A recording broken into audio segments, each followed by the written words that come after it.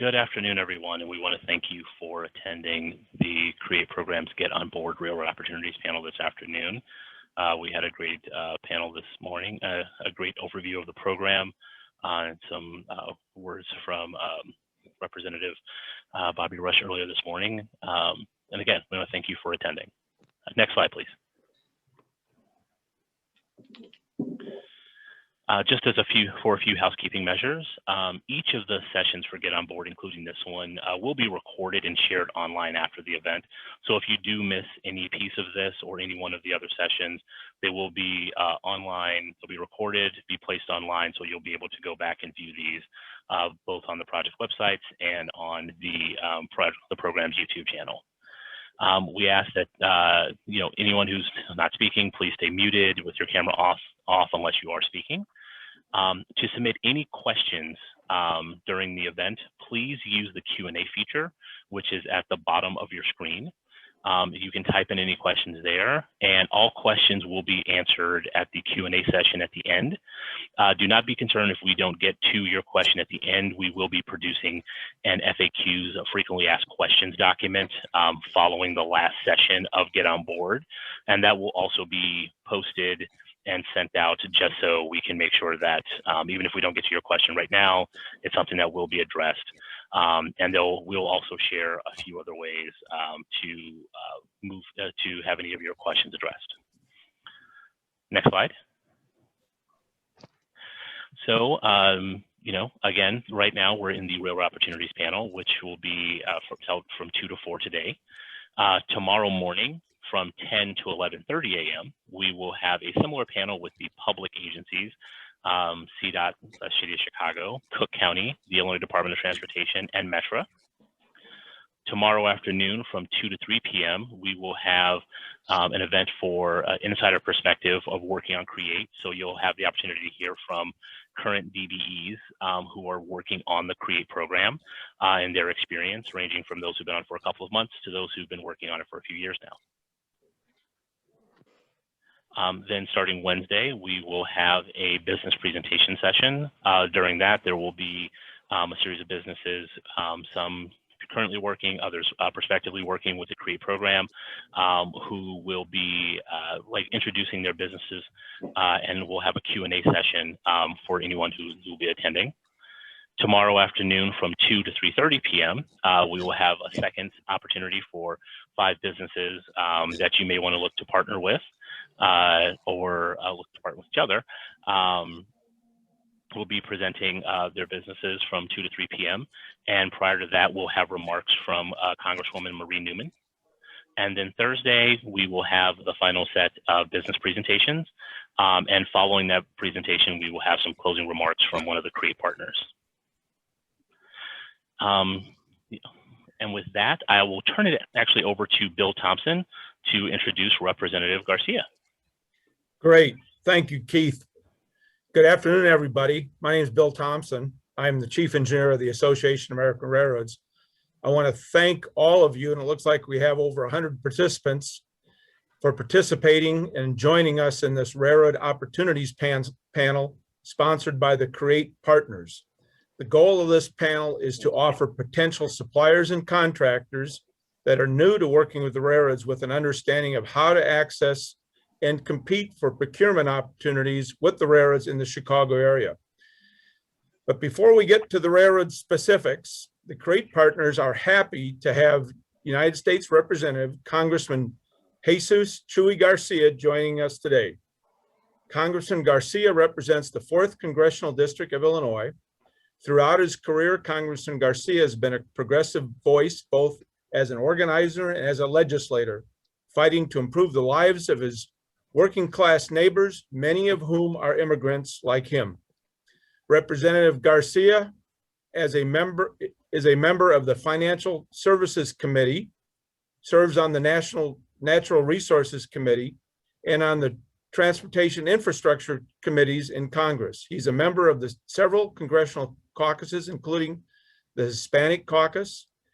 Representative Garcia is the founder of the Future of Transportation Caucus. Representative Garcia served as a member of the Chicago City Council, served as a Cook County Commissioner, and served in the Illinois Senate. Representative Garcia was born in Los Pinos, a small village in the Mexican state of Durango. He came to the United States with his family in 1965 with permanent resident status. Representative Garcia earned a bachelor's degree in political science and a master's in urban planning from the University of Illinois, Chicago. Congressman Garcia and his wife Evelyn live in Chicago's Little Village neighborhood, and they have 3 adult children and 6 grandchildren. Congressman Garcia, welcome. We thank you for being with us today.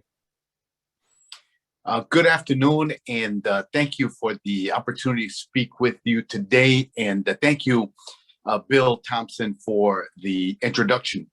I have enjoyed working with the American Association of American Railroads, and I'm excited to see what else we can partner on in the future. And thank you to CREATE for inviting me to speak. CREATE has been blazing the trail as the first partnership between the U.S. Department of Transportation, the state of Illinois, Cook County, city of Chicago, Metra, Amtrak, and the nation's largest freight railroads, demonstrating what can be accomplished when the right players come together to work in partnership.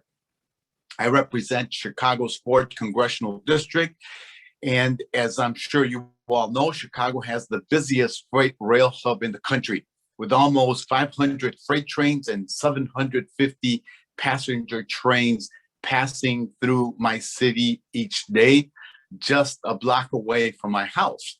Chicagoans are well aware of the importance of freight rail to not just our city's economy, but to the country as a whole.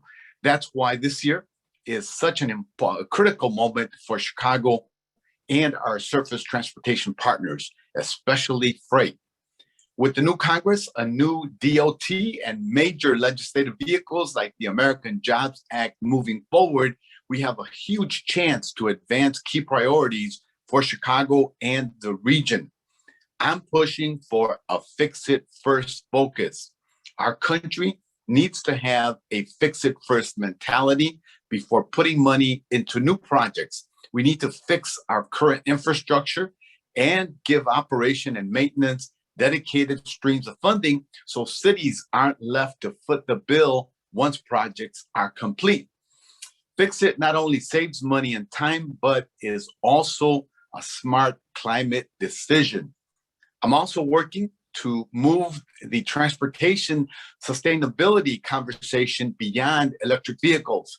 EVs are great, and for those individuals who can afford them, have access to charging and have a commute that allows them to drive and park at work, they're a great solution.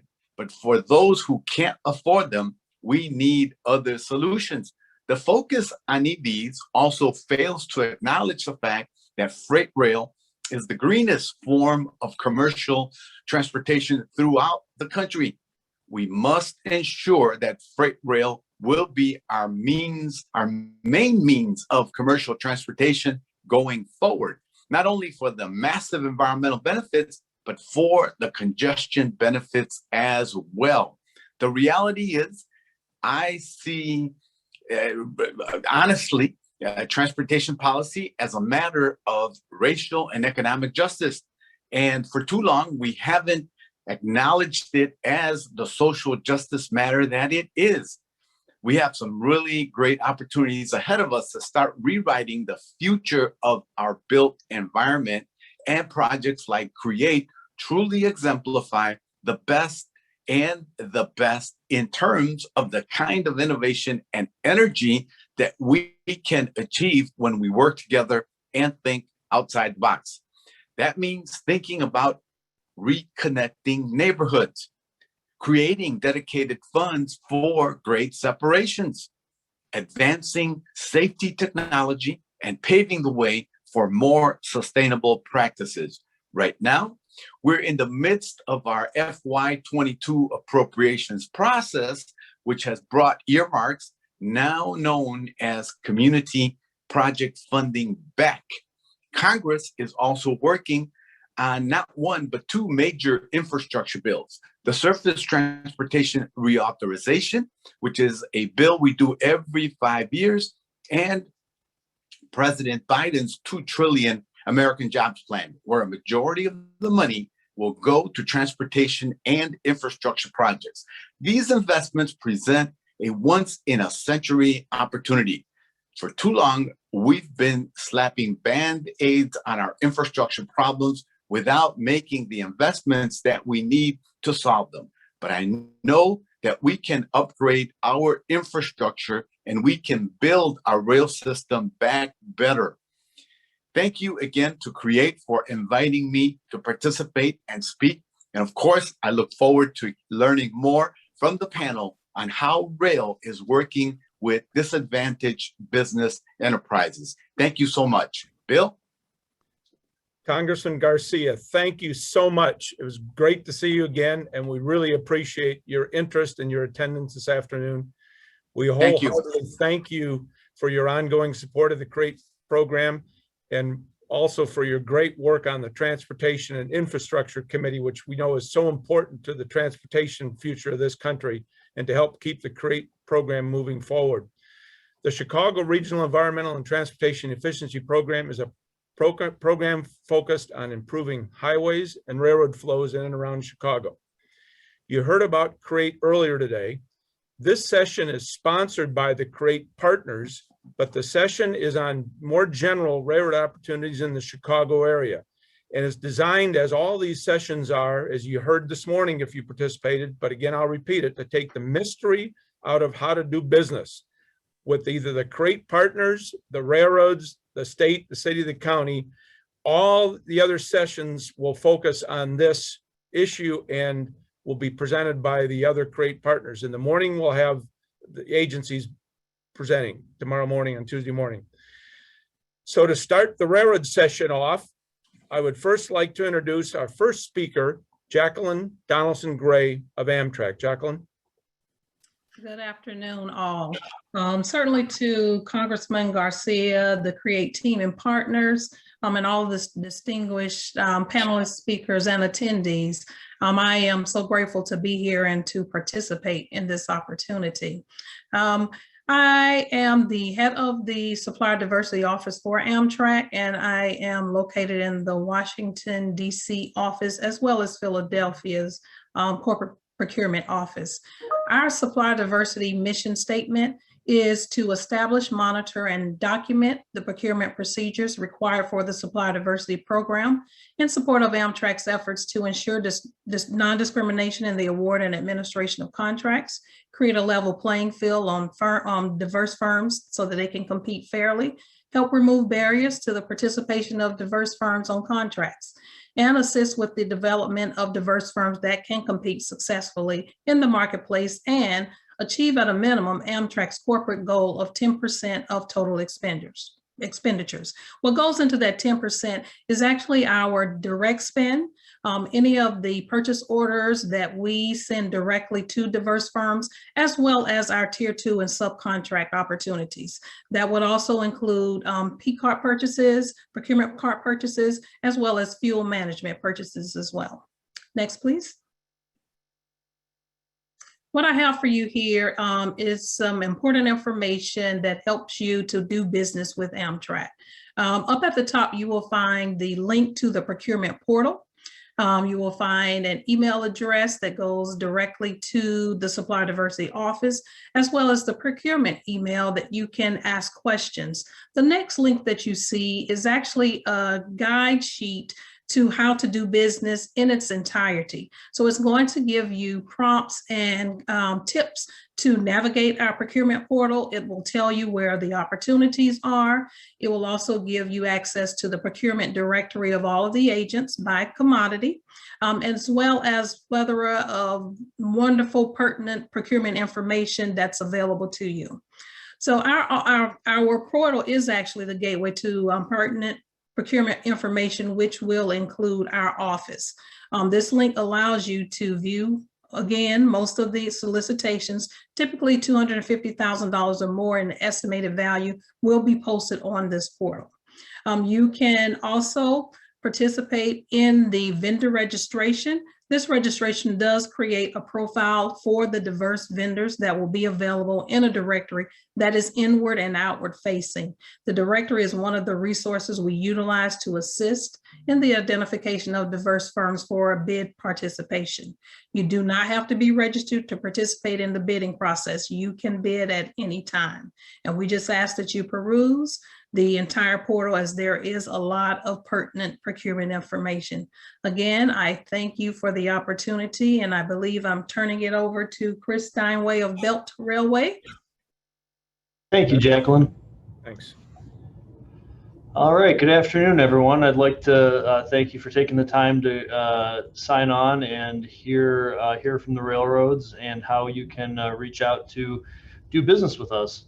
A little bit of background about the Belt. We're a little bit unique here today in that we are one of the short line railroads that's always been one of the CREATE partners. We are located entirely within Cook County, in Chicago's Clearing neighborhood, and also in the village of Bedford Park, Illinois.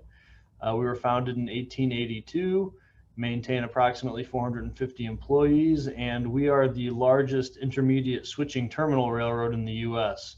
So we are basically like a sorting facility for the Class 1s getting their traffic east to west here in Chicago.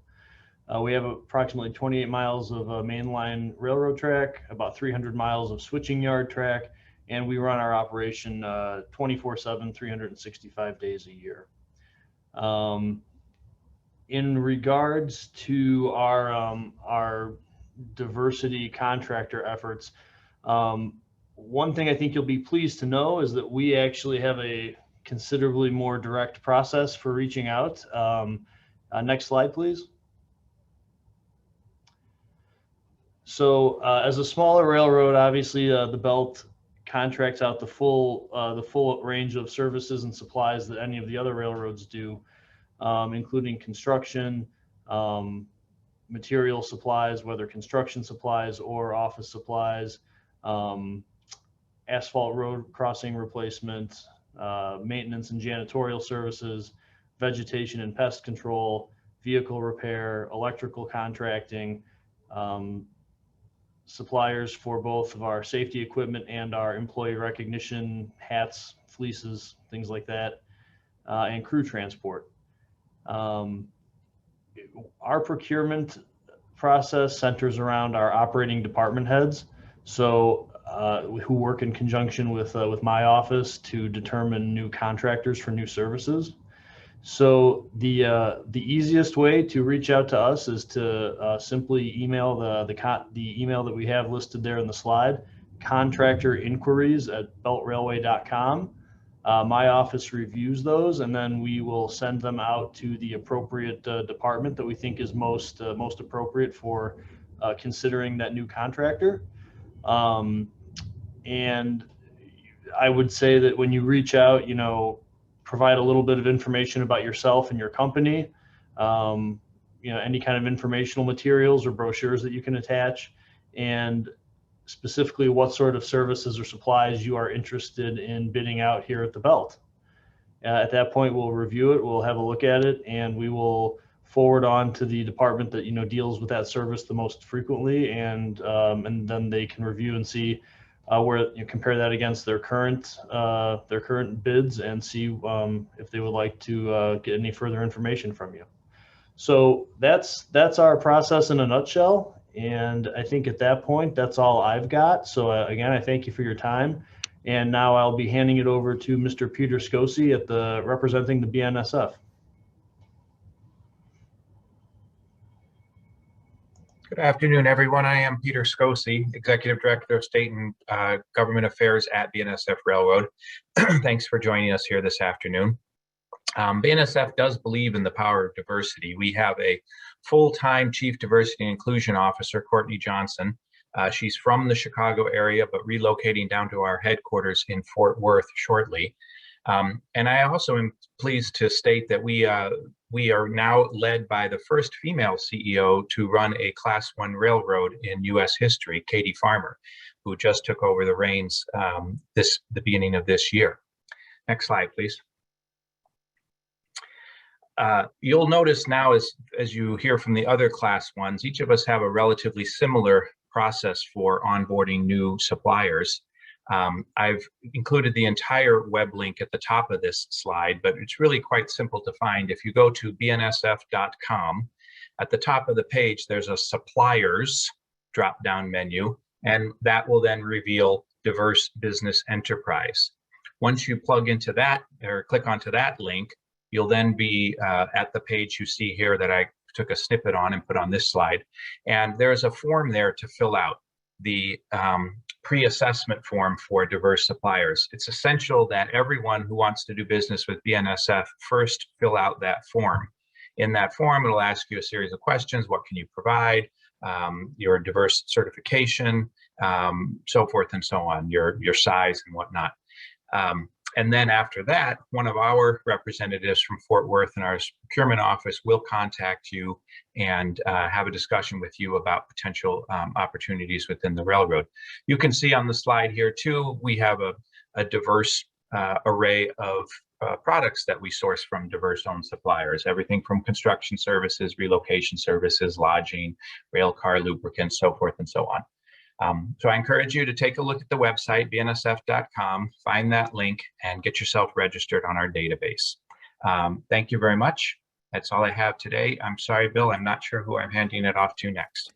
No, thank you. Thank you very much. And while we're making this transition, let me just remind you again that you can go in and ask questions. If you miss something, the documents that are presented in front of you will be available and you can get copies of these documents. But you also can ask a question and we'll do our best to answer those questions at the end of this session. So next, it'll be Stacy Lyons from CN. Good afternoon. I'm Stacy Lyons, CN's U.S. Manager of Government and Public Affairs. I'm happy to speak with you all today. In business for more than 100 years, Canadian National Railway is a leading transportation and logistics company and the only transcontinental railway in North America. Our network spans from Canada through Mid-America, connecting to ports on the Atlantic, Pacific, Gulf of Mexico, and through communities large and small. We offer fully integrated rail and logistics services, including intermodal, trucking, marine shipping, freight forwarding, warehousing, and customs brokerage, servicing exporters, importers, farmers, retailers, manufacturers, and transportation. Our transportation services are critical to modern life, touching the lives of millions of people every day. To note, Illinois is CN's largest U.S. state in terms of operations and employees. Our routes in North America converge in Chicago. Homewood is home to CN's U.S. headquarters and a modern $14.5 million training center built in 2014. Further, CN has over 1,800 railroad employees and nearly 1,300 route miles in Illinois alone. Next slide, please. In 2018, CN's Procurement and Supply Chain Management Department spent $7.58 million with diverse-owned suppliers. In 2019, that number was $7.15 million. But in 2020, CN's Procurement and Supply Management Department has grown that number to approximately $12.8 million with diverse-owned suppliers. These numbers represent 16 suppliers that are tracked monthly and possess a certification of diversity. It is important to note that CN is in the process of implementing additional tools and processes to better identify and report diverse-owned suppliers. CN is making efforts to identify, collect data on diverse-owned businesses and recently developed a platform system to assist in the process. To date, CN has successfully onboarded over 1,000 suppliers. The supplier information will be updated on a regular basis and reviewed to ensure accuracy in data and set meaningful targets. CN, like other railroads, have specialized purchasing requirements to maintain the highest safety standards consistent with federal regulations. CN makes purchasing decisions on a network basis as CN's network spans multiple states in the US and provinces in Canada.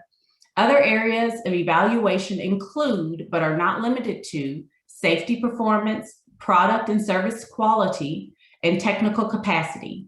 CN awards contracts for goods and services to suppliers who provide the best overall value to CN in these areas while balancing quality, cost, and the service requirements. The work to create a diverse supplier and employee pool does not begin at the application portal. It must start with the youth of the communities we operate in and throughout.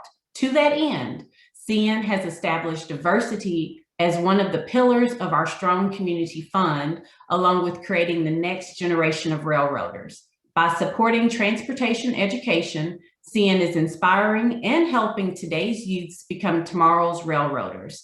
CN understands that it all comes down to future economic growth. Today's young people will be tomorrow's leaders who will shape the success of our company in the years to come and will bolster the North American economy. I hope you learned something new today as it relates to how CN is supporting not only diverse suppliers, but the communities in which we operate.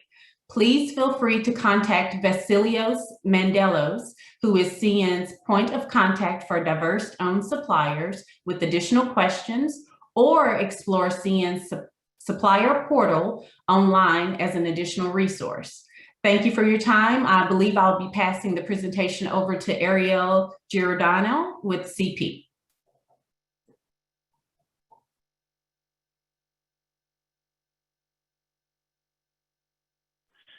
Ariel, you're still on mute. God, how many times has that happened? Thank you, Stacy. I am Ariel Giordano. I am Canadian Pacific's Director of Federal and State Government Affairs. I am responsible for all GA for us in the United States. For us, diversity is really important at CP. We are committed to increasing diversity, and this includes striving to maintain and increase diversity at the board level through to our executives, senior management, employees, and suppliers. We understand that a diverse and inclusive network and work environment provides a broader range of experience and perspectives that in turn create a stronger and more successful railway. We support the principle of diversity for boardroom diversity. We have the first female chair of any Class 1 railroad, Isabel Corville, and we are committed to diversity through all levels of the company. Could you please move to the next slide? So CP is committed to a policy of non-discrimination in our purchase of goods and services throughout North America. It is our policy to offer equal opportunity to all capable vendors, regardless of race, religion, national origin, sex, age, or physical handicap. In the United States, CP recognizes the importance of the objectives of the Disadvantaged Business Enterprise, DBE program, which provides an enhancement of opportunities for businesses which at least 51% of the ownership and management are controlled by U.S. citizens from one or more of the following groups: Black Americans, Hispanics, Portuguese, Asian Americans, Native Americans, Alaska Natives, and females of any race. So for us, onboarding registration requests the following information: company information, contact information, company biography information, including list of customers at our railroads, ownership information, proof of DBE status, and there is a link that I could provide if anybody wants to follow up to our specific application on the website for DBE businesses, and then also identification as a disadvantaged business enterprise. So females, Black Americans, Asian Pacific Americans, subcontinent Asian Pacific Americans, Hispanic, Native, disabled, disadvantaged, veterans, and hub zones. We have started to make some changes since we started participating in this program, as well as the Commerce Commission's supplier diversity reporting. So one of the things we wanted to do was encourage increased participation of DBEs across our network. So since then, since the beginning, we've incorporated MBE criteria as a part of the request for proposal, or RFP, upfront. So proponents or potential suppliers are advised to be upfront of their MBE status and when they're being considered in supplier proposals. We are exploring technology to incorporate diversity categories at the initial stage of supplier onboarding. So our Ariba replacement platform is underway at CP. And with the new platform, our vendor has the ability to self-identify and categorize their MBE designation. We also have consulted with the rail marketplace. Our participation there resulted in a list of MBE railroad suppliers, including sort of the information for those suppliers that was given to our sourcing department. An update from the end of last year is that our strategic procurement and supply department has formed a sustainability team, which will be tasked with building the recommendations for our implementation plan to increase supplier diversity, as well as having the tools to fulfill the expectations of CP's new supplier code of conduct, and where CP is committed to working with and developing relationships with suppliers who share common values, such as promoting employment equity, including diversity in our workforce, maintaining a workforce that is free of harassment, discrimination, and violence, respecting the fundamental human rights and communities in which they operate, and respecting the cultures, customs, and values of the communities in which they operate, including respecting the rights of Indigenous peoples. And I have the opportunity personally to sit on our Gender and LGBTQ+ Diversity Council within the company as well. So I'm involved in some of these processes and happy to sort of answer any questions that come. And I'm sorry, Bill, I don't know who I'm supposed to be tagging next, but thank you for the time today. No, that's perfect. Next, we'll hear from Kelly Pate with CSX.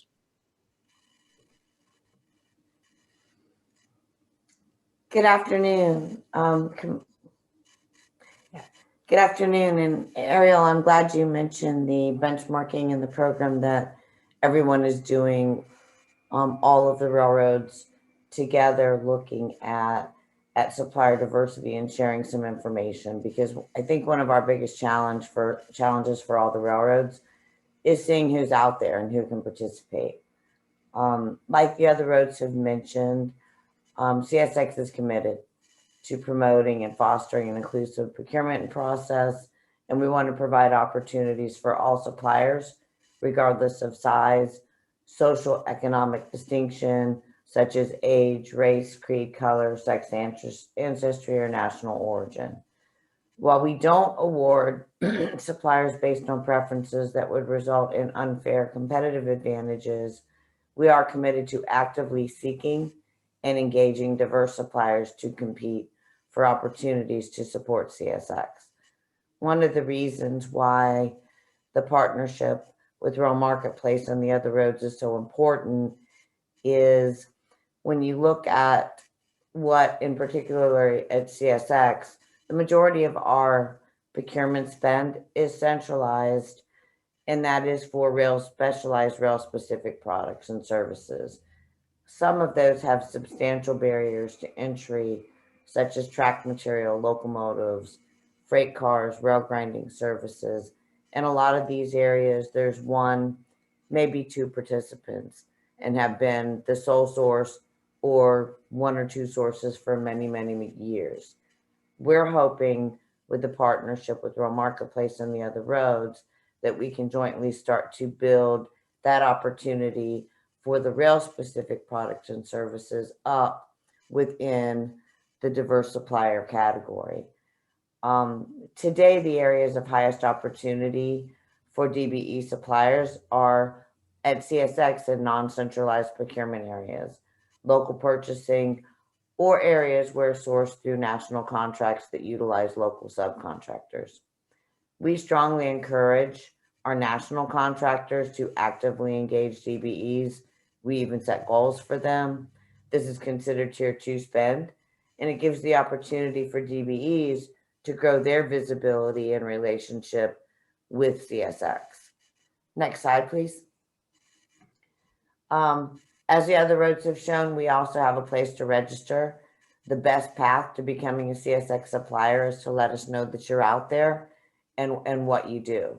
So if you go to csx.com, there's a form that will give you all the information, or actually give us all the information we need. This will allow us to do a couple things. It will allow us to include you in centralized bids but it also allows us to share your information with the CSX employees throughout our 23 state network who manage local purchasing and the contractors who hire local subcontractors to work on CSX projects. So again, the best path to getting on board with CSX is let us know you're out there. Go to our website. There's a section for becoming a supplier. There's a subsection for supplier diversity. And there's a link right in this presentation and on the website for you to let us know that you're out there. And with that, I'm happy to turn it over to John Wright of the Indiana Harbor Belt Railway. Hello, everyone.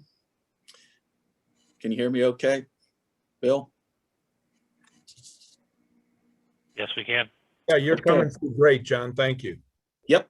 So just wanted to let everyone know, first of all, we're a local company here in Indiana and Chicagoland, and we're proud of our place in the Chicago rail landscape. So just a quick synopsis of what we are. We're the largest switch carrier in the United States with 54 miles of mainline track, 24 miles of which is double main track, and 266 additional yard and siding tracks. So for again, a small railroad, but being the largest switch carrier, there's a lot of opportunity for us to obviously spend money in the local area with contractors. We interchange with the majority of the railroads in Chicago. In addition, our railroad starts up by O'Hare Airport and runs all the way to Gary, Indiana. We have a large hump yard over at Blue Island. We have the largest auto switching facility over here at Gibson, and we also have industry yards throughout the territory. So there's a lot of opportunity here. We spend, obviously, for a smaller railroad, a significant amount of money locally for contracts and rail work and different capital projects. We're always looking for an opportunity to add to our base of contractors that bid on work. And so what we did is we put a contact on this show. So if you go to slide number 2, Dave Kelly's our main purchasing employee at the company, but he's just one of many people that work on stuff like that. I would recommend that he be utilized as the primary contact. But if you go onto our website, you can also find other contacts for the IHB if there's some other area that, again, the contracting would be interested in. But I would recommend Dave Kelly as the primary contact. And everything is on the website under contacts, ihbrr.com. And if there's no questions, I'll turn it over to Corey Puckett at Norfolk Southern. Corey Plunkett. Yep. Thank you, John. As John said, I'm Corey Plunkett with Norfolk Southern. I'm the Director of Purchasing here. Forgive me, my camera did not. There it goes. Thank you for having me. I want to start, with a little background on Norfolk Southern. We operate just under 20,000 miles in 22 states, and that includes the Chicago area. I'm proud to say that diversity is a core value at Norfolk Southern. Our CEO is a chief sponsor. He talks about the importance of diversity and inclusion at our general management meetings at least twice a month. And we have a newly formed Diversity and Inclusion Council. The head of procurement is on the steering committee. That's my boss, Jackie Gray. And she's happy I have this opportunity here to try and grow our DBE supplier base. And that's ultimately why we're here. We want to give you opportunities to win our business. I asked Bill Thompson, how could I best use this time to help our DBE supplier base? And I heard him quoted at the beginning of the meeting. We want to take away the mystery of doing business with the railroads. And I know it's a big company. The railroads, a lot of the railroads are, and it's hard to know where to start and who to contact. Next slide, please. And I'm glad to hear the other roads sharing their information. The rail marketplace was mentioned. CP and CSX both mentioned that earlier in the presentation. We are all working together as a rail industry to grow our DBE supply base. And for Norfolk Southern, the way to get started is to visit the links that I have here. I encourage you to go to the website, click on the link, visit our supplier diversity program page, and read the brochure. You can direct general questions to our supplier diversity email box that I provided there. A good use of that would be provide what you're interested in supplying the NS, either materials or services. And the person that monitors that box will make sure that gets to the right buyer to include you and give you the opportunity. I specifically included the construction project manager's email address, as I thought that was most pertinent to the people that may be on this call. Feel free to email that buyer directly. Corey Bauer is the group manager that monitors that mailbox, and will be sure to help you become a vendor that participates in our bids. And I provided my own personal information. Do not hesitate to reach out to me. Call me, text me, email me, and I'll help break down the barriers and explain what it takes to be a vendor at NS and help you have the opportunity. So I just want to say thank you for the time here. I look forward to hearing from you and hope many of you reach out to me. Thank you. Bill, I'll turn it back over to you. Thank you. And now we'll hear from Andrea Oswald with Union Pacific. Hi there, good afternoon. My name is Andrea Oswald, and I'm the General Director of Procurement Operations and Supplier Diversity here at Union Pacific Railroad. For those of you who don't know about Union Pacific, we operate in 23 states, primarily west of the Mississippi, with the exception of Illinois. We have about 32,000 miles that we operate. Supplier diversity is the fourth P in UP's four-pronged diversity and inclusion strategy. So people, practices, philanthropy, and procurement. In 2020, we're really excited to say that we spent over $423 million with diverse suppliers. That's a 29% increase year over year. We're extremely proud of that. And we've got a big goal for 2021. In 2020, we spent money with over 275 diverse suppliers in 35 states. So we're excited to get to know you and to see where you can be part of what we've got going on here at Union Pacific. I wanted to highlight some of our major construction capital projects that we have going on here in 2021. The first one that I wanted to mention is in Illinois, just outside of Chicago. We call it the Crest to Peck Third Main Line. That bid is tentatively coming out for late May, so please, keep that on your radar. Over the last couple of years, a lot of our capital dollars have been going towards siding extensions or new sidings to support our train length extension strategy. A lot of those are in our southern regions, so Texas, Louisiana, and Arkansas. We've also been spending a lot of our capital dollars on intermodal facility expansions, including just outside of Chicago and Joliet, our Global 4 facility. So some subcontracting opportunities that we have out there right now. Again, Global 4 is one. Global 2 in North Lake, Illinois. We've got a parking expansion going on there. We're expanding our yards in Houston. LA, we're also got some intermodal facility expansions, and just outside of LA, we're expanding our West Colton yard. Next slide. So similar to the other railroads, next slide, please.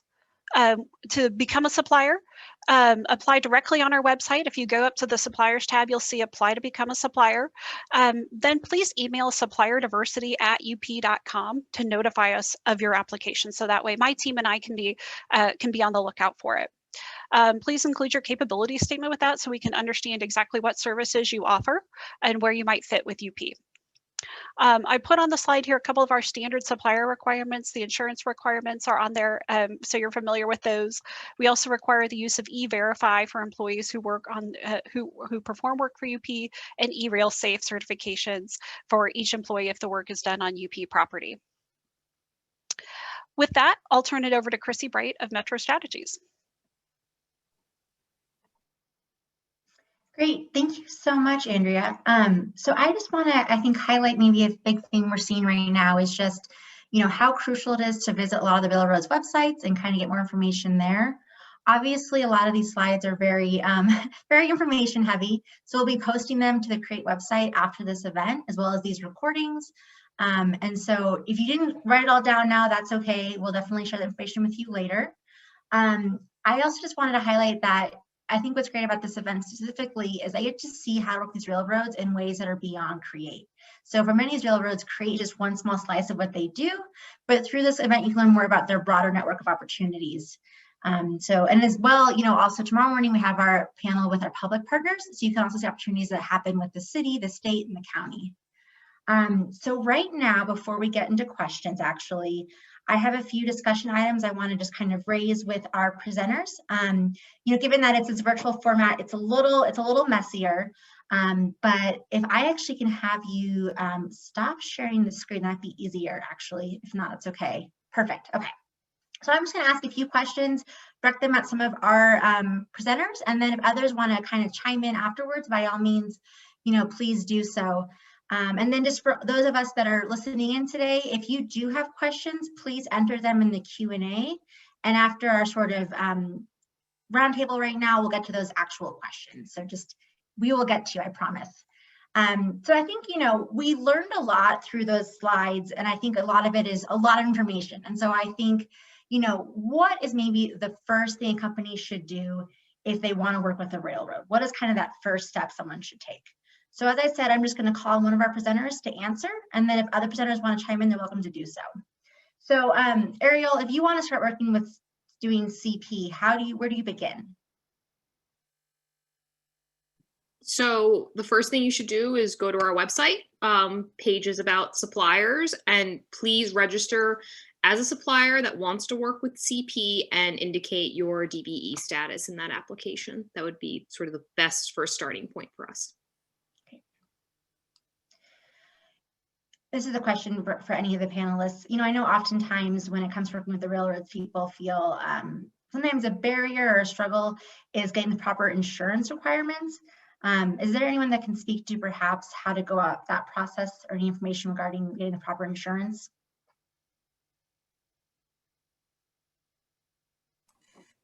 Chrissy, this is Kelly from the CSX. I think one of the things that is important to know is that the proper insurance requirements to work on the rail and work actually on the track can differ greatly from the insurance requirements that we would have to be, say, a supplier of technology, or to be a consultant providing professional services, or even to come into our facility to inspect fire extinguishers or janitorial work or something like that. So I think one of the misconceptions with working for the railroad are that the insurance requirements are the same across the board.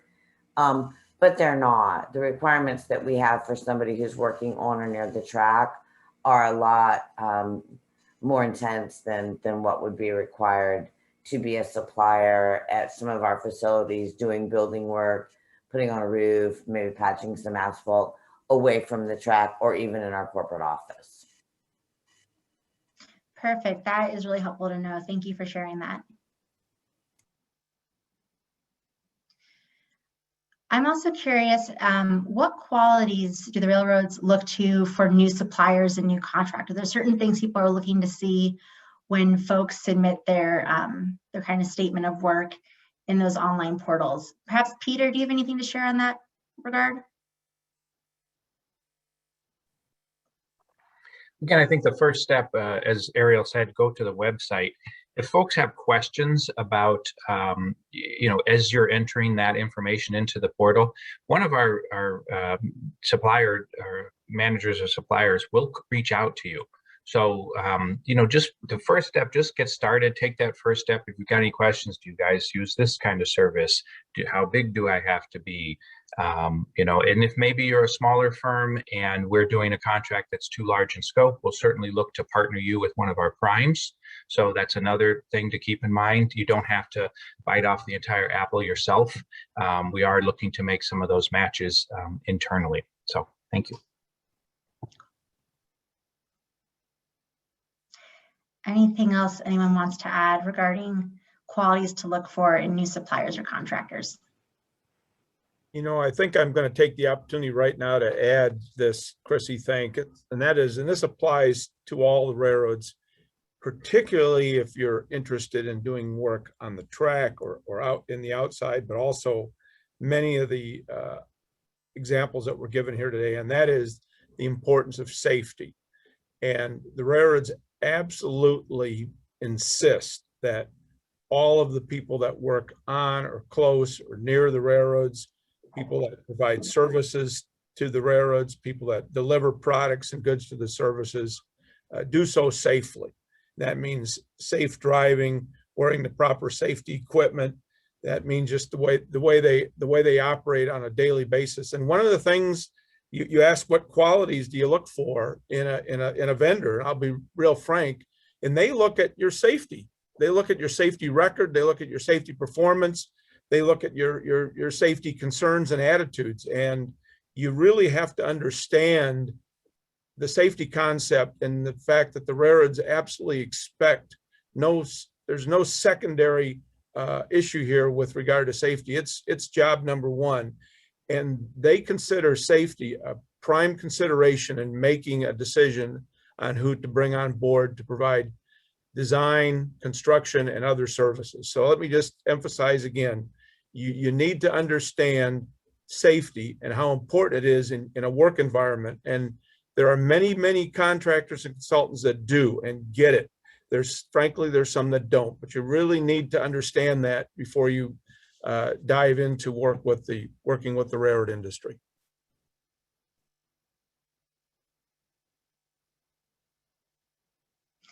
I saw a few other panelists look like they were going to speak at the same time as well. Does anyone else want to chime in regarding things to look for? Thanks, Corey. So, Chrissy, my advice was going to be to provide some background, some examples of projects that you've done. When you reach out, list what you're interested in and provide some examples of where you've performed that type of work. And as I was also going to mention safety, but Bill covered that well. So thanks, Bill. I will say it's been fun for me getting used to working with the railroads, and when we had in-person meetings more so, every meeting starts with the safety briefing, which is who knows CPR and where's the bathroom, don't trip over the cords. So it's been really kind of inspiring to see how much safety really does truly matter throughout all of the railroad work. Thanks, Chrissy. Okay. Anything else folks want to chime in on regarding qualities and suppliers or contractors? Okay. I know that a few of our presenters did share information in their slides speaking to this. But are there any upcoming opportunities people want to share about the railroad, opportunities that are outside of the CREATE program ideally?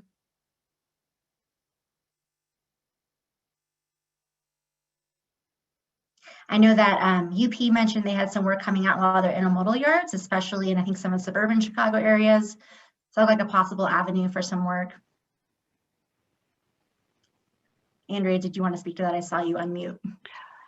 Yeah. One, I did highlight those. One other thing that we have coming up, actually, and if there's any firms that do environmental response, that's a major bid area that we're going to have going out soon. So, unfortunately, sometimes we do have things like train derailments and things like that where we require cleanup efforts. So if there's any firms out there that do that type of work and have hazardous material work, please reach out and let us know. Great. Can I add something, please? Yeah, go for it. Thanks, John. Okay, so one of the things, coming from a smaller company, larger companies obviously have different ways of managing suppliers than a smaller company that doesn't have the same resources. So I think for speaking for the IHB, one of the things we like is to build the amount of contacts that people that do supply type stuff out here, because we're, contracts come up.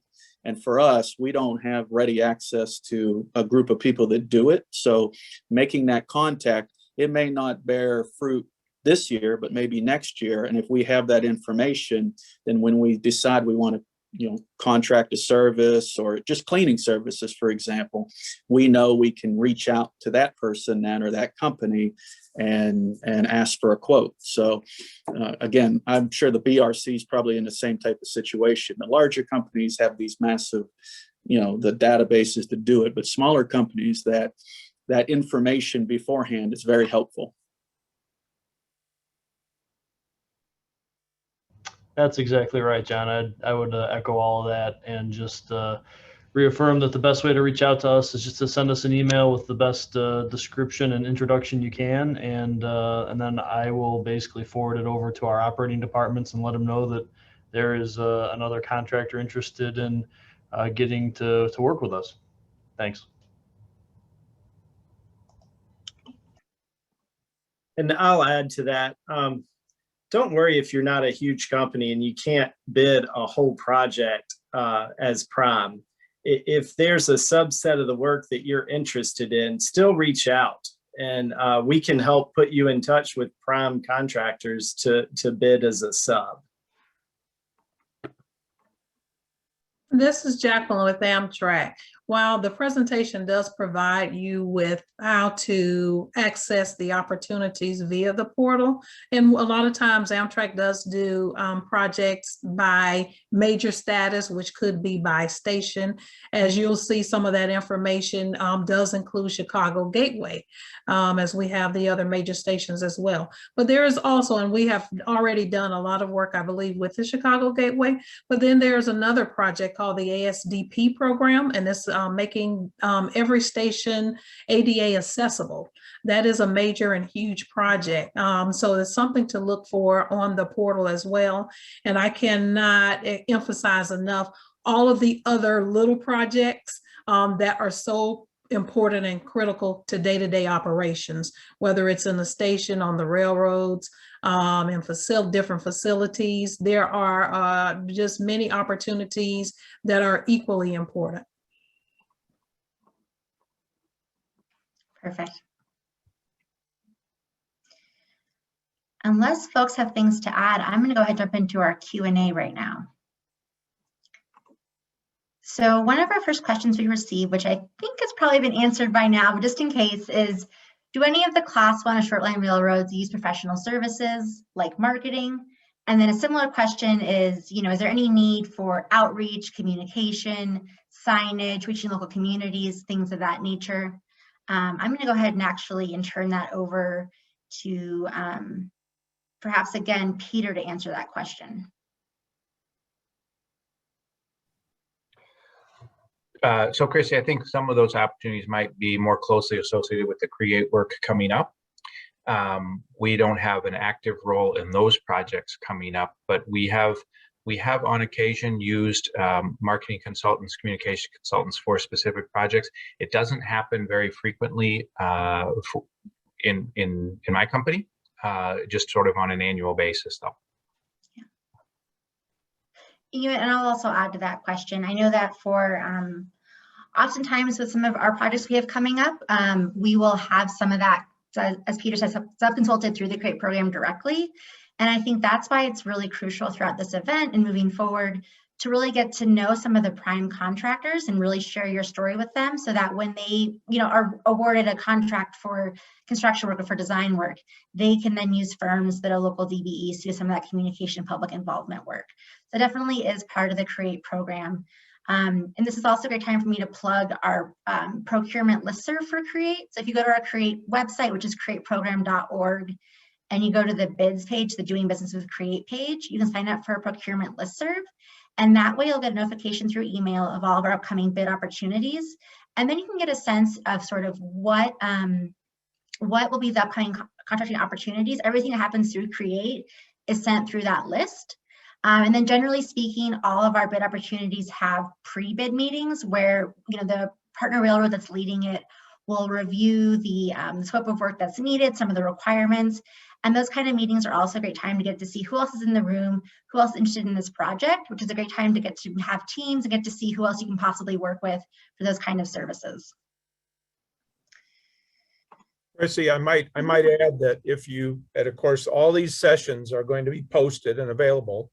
If you're interested in specific design or construction work that's specifically part of CREATE, that was discussed in this morning's session, and you can certainly go back and listen to that and get a pretty good sense of the type and size and numbers of projects that are coming up over the next 6 to 12 months. If you're interested, this is primarily for construction or for design related services. So there's a lot of work going on as part of CREATE.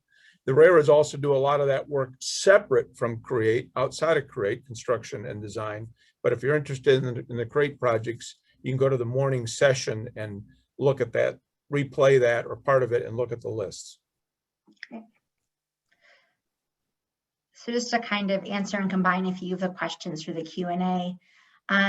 This presentation is addition to all presentations and all videos, or all of the presentations from this week, we posted to the CREATE website and also to our YouTube page. We will also have the PDF version of the presentations available then. And those PDFs, remember, have all of the information for each individual railroad's contacts for their diversity and supplier programs. The CREATE program does not have an official diversity, section. We are really a combination. We are a partnership of individual railroads. You need to go through the individual railroads to get to know their appropriate contacts. Additionally, we will be sharing a list of all the companies that participated at Get On Board. Ideally, this is supposed to be a networking event, right? Learning about CREATE, but also networking. And so we think that sharing the list can be a helpful way to sort of make those connections happen. They'll definitely be happening. One question is regarding if any of the agencies recognize federally certified small business enterprises. That is a great question. Questions related to DBEs, WBEs, SBEs, all of that will be addressed tomorrow morning in the public agency panel. So come back for that one. We'll address that question then. Here's a question that I actually don't know what it means. So I'll see if anyone else knows more than I do. It says, do you support wrap-up programs for your projects? It's a capital, maybe an acronym, WRAP. Anyone familiar with that? So I'm not the only one that's stumped then. If you want to send, for any of these questions that you feel we didn't address, or you additional questions that come up later, feel free to send us an email to info@createprogram.org. and we'll get back to you on that. Perhaps Bill Thompson has something to add. Bill, do you have anything on that? No, I'm not familiar with the term, but I mean, there's a great opportunity for the person or persons that ask the question or the company to, you could right now go to the question section and plug in a little more detail about that, and maybe it'll help us figure out an answer. But sorry, no, I'm not familiar with that term. Okay. All right, well, we have that person type more information into the chat regarding that question. Another one we have is, can the panel speak to the mentoring programs between larger companies working with DBE firms? Can you have some examples of how that might work? Bill, do you have probably a starting place to answer that?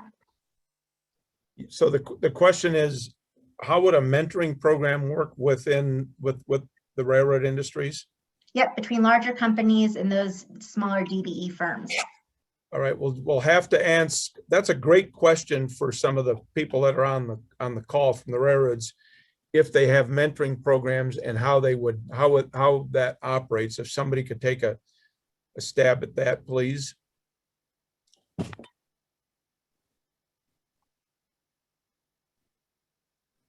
Maybe Corey or Kelly have familiar with mentoring of well, I'll take a stab at it. It's not an answer, but a takeaway.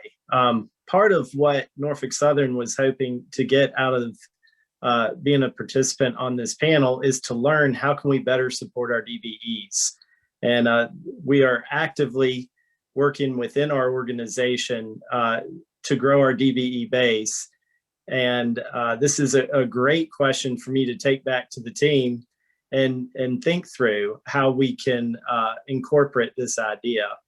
With that, Bill, I'll turn it back to you, or hand it over to someone else at another railroad that might already have something like this in place.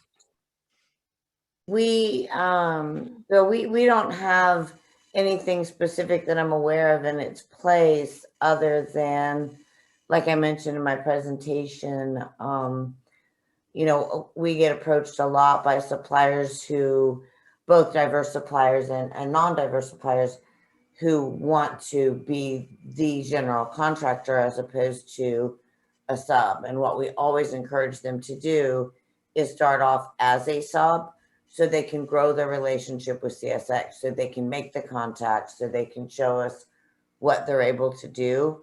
So I don't know, while I don't know that we have a specific mentoring program, I think that the general idea is if you start off as a subcontractor doing good work and build your relationship with CSX, ultimately it opens that door. Yeah, great answers there, Corey and Kelly. And I think I'm sure people observed the theme through many of these presentations. You reached out and said, you know, go to the website, make the first connection with us through the website, but don't hesitate to email us or to contact us. And the whole purpose of that is to basically help you as a future contractor or consultant or supplier to negotiate and navigate basically the processes to get onboarded. So there's, while there may not be formal mentoring of certain suppliers, there are people that are dedicated in the railroad sector to helping you get on board and become a supplier if you have a service and if you have qualifications that meet the railroad requirements. And so if you're concerned about that and want to do business with us, with a certain railroad in particular, look at the website. You can also look at this information that we've presented today and contact them and have a conversation. Is that a fair way to address this, Ariel and maybe Peter?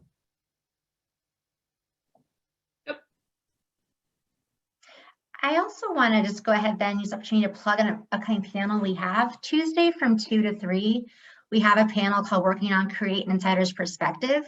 And that's going to be a panel that really is just talking with current Create DBEs working on Create projects. So that's a great time to kind of ask them sort of, how did you get involved? What can you teach us? What are some of your lessons learned? So I definitely recommend coming to our Tuesday 2 p.m. session to get kind of a sense of things you can learn, and then perhaps afterwards reach out to some of those firms for potential mentorship opportunities. So definitely would consider that opportunity. I am going to wrap up. I think we have about one more question, and then I'll do some kind of final housekeeping. So in terms of a list of potential upcoming projects, we presented that this morning at that panel. And so as we've mentioned, we will be sharing these recordings and also the presentations to our Create website. And so we will have them up by May 7th at the latest. So when you go to the createprogram.org within the next, by May 7th, you will see all the recordings and all the presentations from today posted to that location. Additionally, if you have questions you think of after this event, or maybe in a couple of days after this session, feel free to send us an email to info@createprogram.org, and that's going to be the place to see, to kind of just ask us additional questions. So I think that we have addressed all of the questions that I see. Yep, I think we have addressed them all. So I'm going to go ahead then, unless the railroads want to share anything else, I think we can go ahead and close this session. Oh, here we go. So if you do want to attend additional sessions throughout the week, thank you for that prompt. It's the same link as you used for this one. So it's the same link moving forward for all future panels. And just kind of to recap what's coming up for the week ahead. Tomorrow morning at 10 a.m. is the public agency panel, and that's where we'll have actual experts from the procurement offices that can teach you about DBE certification and those sort of questions. Tomorrow afternoon at 2 p.m., we have that panel with Working on Create, which is talking with the folks who already work on Create contracts. Wednesday at 10 and 2 p.m., and then Thursday at 10 a.m., we have our business presentations, and that's where we're going to have 5 different DBE firms present their services and the opportunities they provide during those sessions. So some of the prime firms can learn who is out there doing work they may want to contract in the future. Alrighty, well, I think that concludes this session. Again, if anything happens over the next couple days, send us an email, info@createprogram.org. And we look forward to seeing you at future sessions throughout this week. So thank you so much, everybody. Thank you.